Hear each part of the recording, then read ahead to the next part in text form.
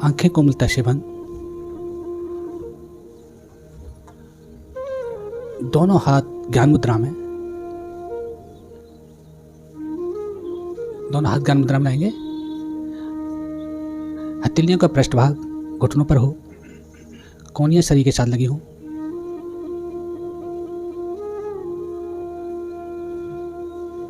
गहरे लंबे श्वास, गहरे लंबे श्वास में जो इसकी विधि है उसको पहले ध्यान से सुनेंगे। मेरी कोहनियां शरीर के साथ लगी हो, दाएं बाएं पेट के साथ, हथेलियों का पृष्ठभाग घुटने पे हो, गर्दन मेरी सीधी हो। आगे से थोड़ी को आगे से उठाएंगे तो गर्दन मेरी सीधी हो जाएगी, जिससे श्वासों में अवरुद्ध ना हो। आंखें बंद रखेंगे। अब शब्दावली पर ध्यान देंगे। गहरे लंबे श्वासों में मूल बंद अवश्य लगाएं। निष्कासन अंगों को ऊपर की ओर सिकोड़ के रखें। मूल बंद लग जाएगा। मूल बंद हटता है बार बार तो उसको लगाने का प्रयास करते रहेंगे।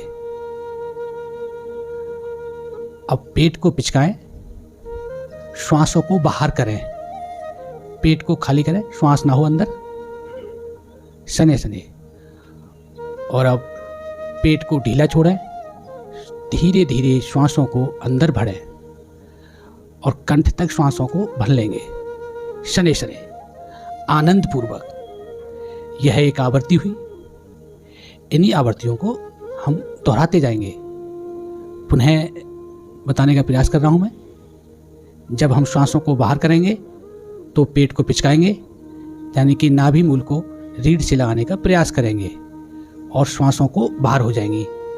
जब हम श्वासों को अंदर भरेंगे तो पेट को ढीला छोड़ेंगे, श्वास अंदर भरेंगे और कंठ तक श्वास भर लेंगे। श्वास भरने में और छोड़ने में किसी प्रकार का कोई अवरुद्ध ना हो। आनंद पूर्वक श्वास भरें, आनंद पूर्वक रुकेंगे और आनंद पूर्वक ही श्वास को बाहर छोड़ेंगे। जैसे आपकी श्वासों की समय सीमा सभी की अलग अलग होती है। मान लिया 10 की गिनती में आप श्वास भर रहे हैं। जितना हम गिनती को हम गिनेंगे 10 बार कितना समय लगेगा, उतने समय में हम श्वास को अंदर भरने में लगाएं तो उतना ही हम अंदर रुकें और फिर श्वासों को बाहर करें। गहरे लंबे श्वास यानी कि 3 भाग हो गए। तीनों भागों का समावेश होना चाहिए। समय सीमा बराबर हो। ये हमारे गहरे लंबे श्वास, गहरे लंबे श्वास का अभ्यास करने से मेरा पेट, मध्य भाग, फेफड़े ये प्रभाव में आते हैं। इनको फेफड़ों को प्रभाव में आने से जो हमारे फेफड़े हैं वो 33% हमारे समान श्वासों में कार्य करते हैं। पर जब हम गहरे लंबे श्वास का अभ्यास करते हैं तो वह 85% तक कार्य करते हैं, जिससे लक्ष्य के अंदर जो सेल्स हैं, जो 600 करोड़ कोशिकाएं हैं, वह कार्य करेगी, जिससे हमारे लंग्स जो हैं वह पुष्ट होते हैं और रक्त को शुद्ध करने की क्षमता बढ़ती है। चर्म जैसे रोग दूर होते हैं।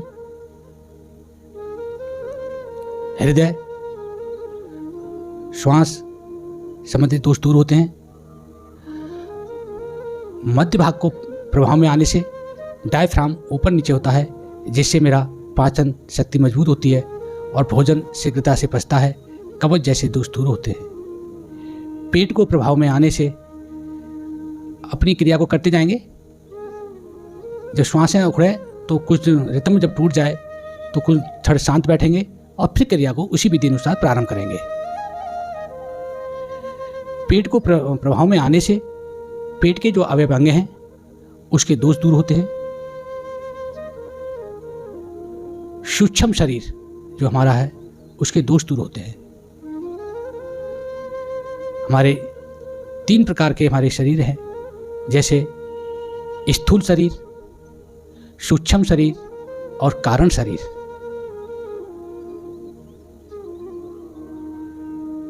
अभी हम सूक्ष्म के शरीर की क्रिया कर रहे हैं, जिससे स्थूल का भी जुड़ाव है।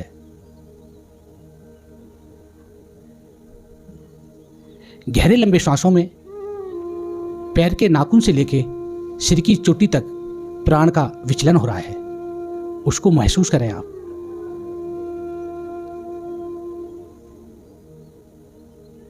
ऊपर से नीचे, नीचे से ऊपर विचलन कर रही है। गहरे लंबे श्वास जीवन आधार।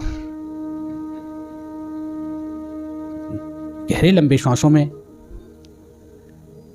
अभ्यास करने से हम वृद्ध अवस्था में भी स्वस्थ रहते हैं, लंबी आयु को पाते हैं।